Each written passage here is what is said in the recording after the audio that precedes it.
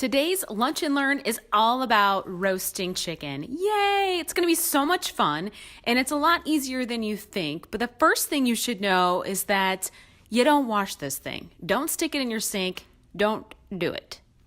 You're going to notice that when you open your bag of chicken, it's going to be super juicy, and it's going to probably gross you out a bit. But I like to do it in a plastic bag just to keep things kind of less gross. I suggest you do the same. Plop your little chicken right on top of some paper towels, and before you get started, you're going to want to peek inside of him. I know, it's kind of creepy. And pull out that little bag of gizzards and goodies. Don't toss those, they're delicious. Now it's time to towel dry this little guy. So give him a good pat all over with some clean paper towel, all over, even inside if you can get in there. Get him all dry and ready to go. There you go, buddy.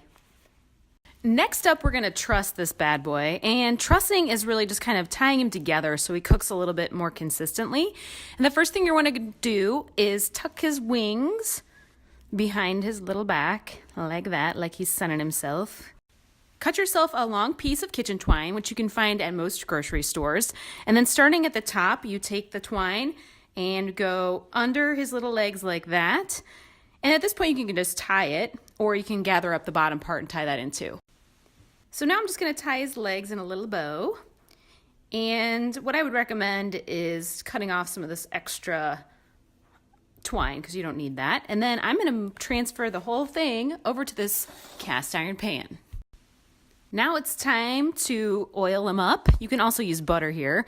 And you could use a brush to do this, but whatever. Your hands are a great tool. They can get in all those little crevices. So use your hands if you can. And finally, the seasonings. I like to keep it simple with just a little salt and pepper.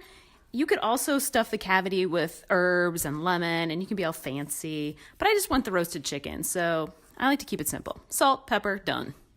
All right, this guy is ready for the oven. 425 degrees Fahrenheit, preheated pretty well in advance so you can get a nice hot oven. And it should take about an hour, but go ahead and check it after 50 minutes or so just to make sure. And you'll know when it's done when the thickest part of the thigh registers 165 degrees. And when it's all done, it'll be sizzling and yummy. And then, of course, you should wait just a bit before you cut it up and enjoy it. That's it. Roasted chicken. So easy.